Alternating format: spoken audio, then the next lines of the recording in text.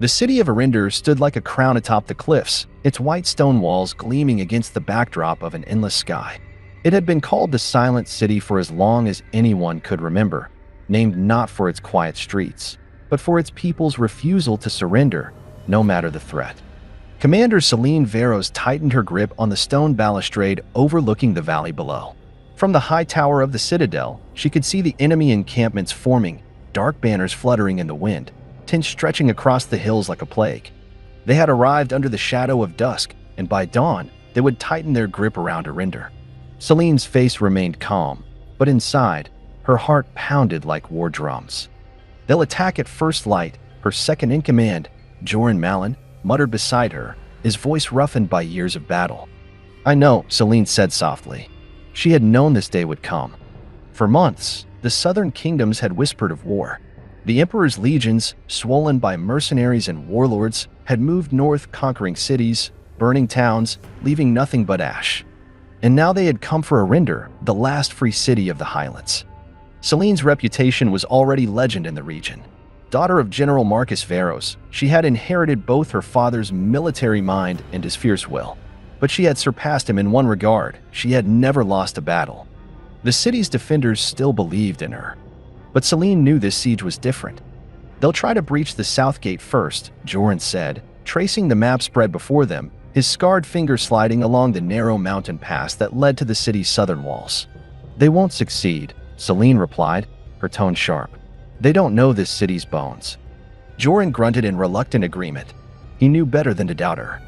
Still, Selene's gaze remained fixed on the horizon, where fires glowed in the enemy camp. Deep in her chest, an old fear stirred. The council had urged her to negotiate, to surrender the city in exchange for mercy. But mercy was not in the Emperor's nature. Selene had refused. She had vowed to fight. Now, there was no turning back. That night, the city was silent indeed. No laughter, no songs in the taverns. Only the soft shuffle of soldiers along the walls and the wind whispering through the towers. Selene walked the ramparts alone, her armor catching the moonlight. Below, she saw the glimmer of torchlight approaching from the southern road. A messenger. She watched as the gate guards pulled a hooded figure from a horse and brought him before her. The man's face was hidden, but he carried a scroll sealed with the Emperor's black crest. Without flinching, Selene broke the seal and read aloud. "To Selene Varros, commander of Eryndor, by the order of his imperial majesty, surrender your city by dawn, or every soul within these walls shall burn." Silence followed the words. Then, slowly, Selene lifted her gaze to the messenger. "Go back to your master," she said coldly. "Tell him this city has no word for surrender." The man's eyes flickered with fear. "And tell him," she added, her voice like steel, "that the first arrow will fly at dawn." She turned away before he could answer. As the messenger fled into the darkness, Selene drew her sword and raised it high, its blade catching the moonlight. And across the ramparts, her soldiers began to gather, silent, waiting, watching her. She gave them no speech, no promises, only a single command: ready the walls. In the depths of night, Eryndor prepared for war. And Selene Varros, the silent commander, stood at its heart, unyielding as stone. The first arrow flew at dawn. Selene loosed it herself from the highest tower, her fingers steady as she aimed into the pale morning light. The shaft arced high, slicing through the air before striking the enemy's command banner. A single act of defiance, but in Eryndor, it was a declaration of war. Moments later, the horns sounded from the enemy encampment, deep, guttural blasts that shook the earth. The siege had begun. From every direction, the Emperor's forces surged forward, a tide of steel and fire. Siege towers rolled toward the southern gate, battering rams thudded against the walls, and ladders swarmed the battlements. Selene moved swiftly along the ramparts, issuing orders with sharp precision. "Archers, focus on the towers first. Oil and flame ready at the eastern wall. Hold your line. No retreat, no hesitation." Her voice carried above the chaos, steady and fierce, and her soldiers followed without question. Eryndor's defenders were outnumbered 5-1, but they knew their city's strengths. Narrow streets forced invaders into choke points. Hidden archways allowed for swift ambushes. And beneath the city, tunnels ran like veins, passageways only a handful of commanders knew. Selene knew every stone. As the battle raged, the southern walls held strong. Flaming arrows lit the sky, and the first siege tower burned before it could reach the gate. Still, the enemy pressed on. Selene fought alongside her soldiers, her sword a blur of silver as she struck down invaders on the walls. Hours passed, the sun climbing high, but the city refused to fall. Then came the messenger. Joran appeared at her side, blood on his armor, his face grim. "Commander," he said breathlessly, "we found him." Selene's brow furrowed. "Who?" "The traitor." Her chest tightened.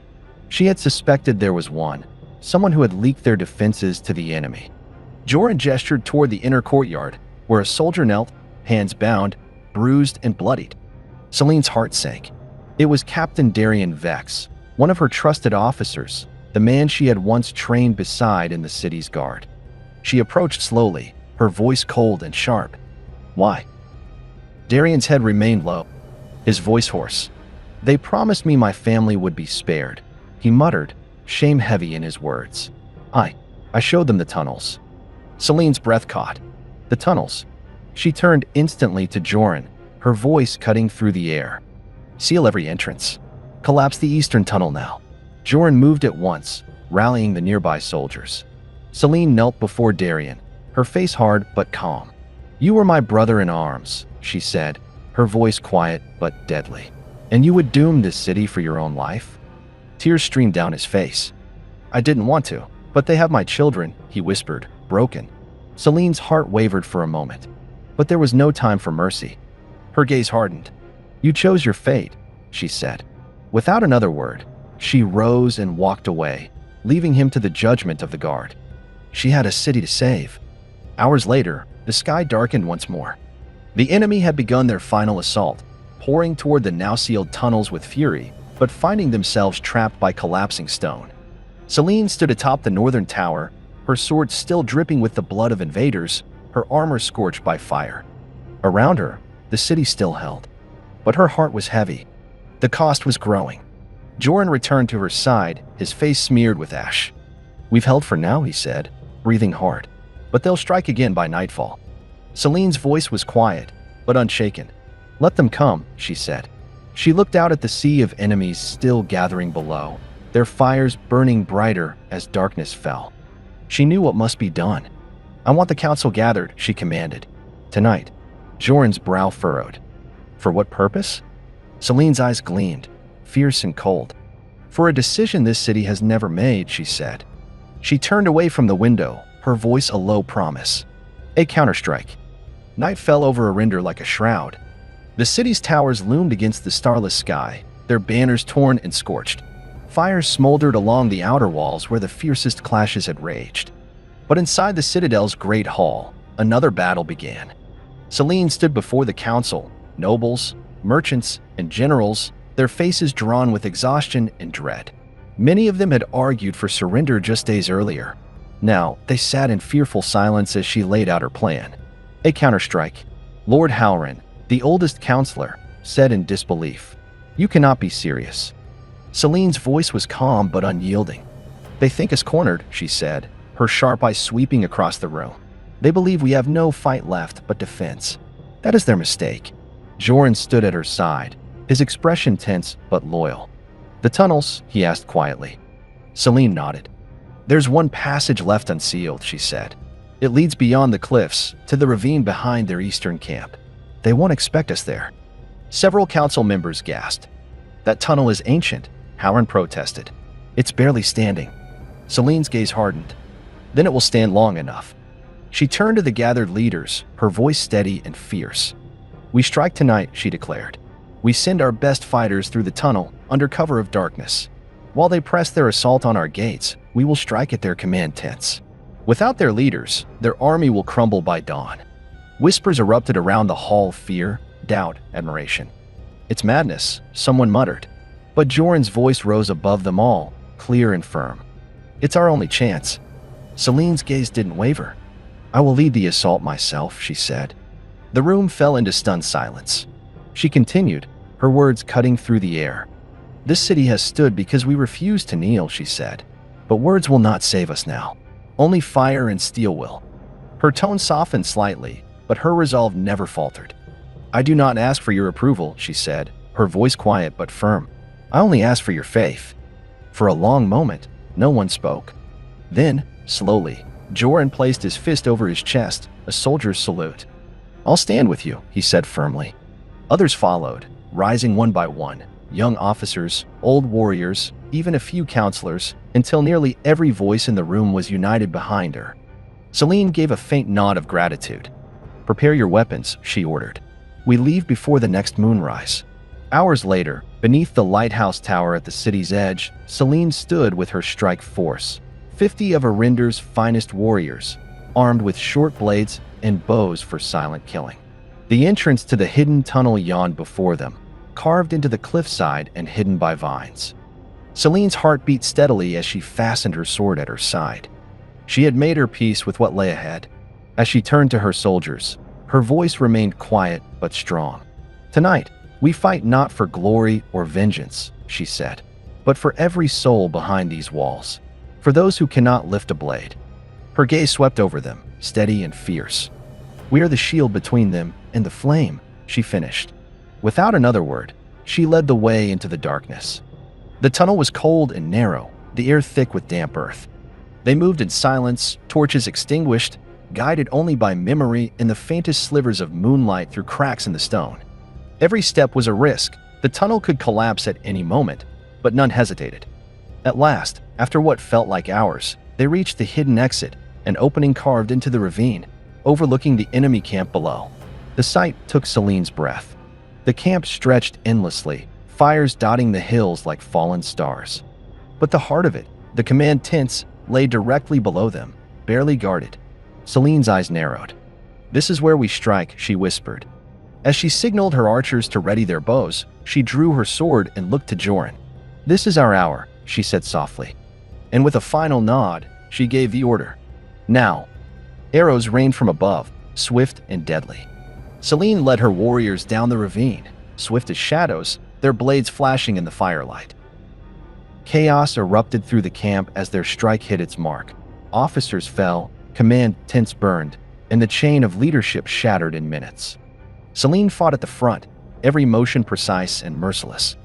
For every soldier who crossed her path, she struck true. They carved through the heart of the enemy camp like a storm of iron and flame. But as she reached the Emperor's war tent, she froze. There, standing calmly amidst the chaos, was a man cloaked in black, his face hidden by a golden mask. He raised his sword in greeting, his voice cold as frost. "I was waiting for you, Selene Varros." The masked man's sword glimmered in the firelight, its blade unlike any Selene had seen, curved, black as obsidian, humming faintly with an eerie resonance. Despite the raging battle around them, he stood unmoving, calm as a man in a garden. Selene's grip tightened on her sword. "Who are you?" she demanded, circling him warily. He tilted his head slightly, as if amused.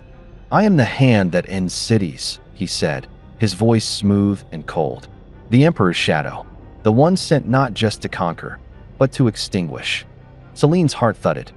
She had heard whispers of such a man, an assassin general known only as the Revenant, a ghost in the Emperor's army.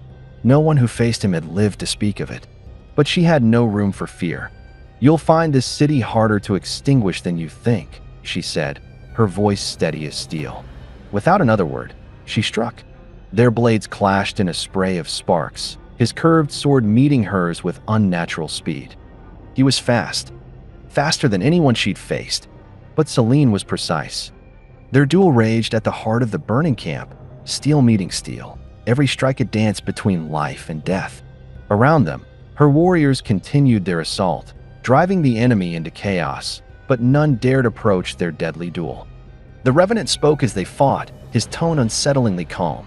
"You fight well, Commander," he said, parrying a blow that would have cleaved another man in two. "But this city's fate was sealed long before your defiance." Selene's breath came hard, but her resolve never wavered. "Then why do you fight me yourself?" she demanded, driving him back with a fierce counterattack.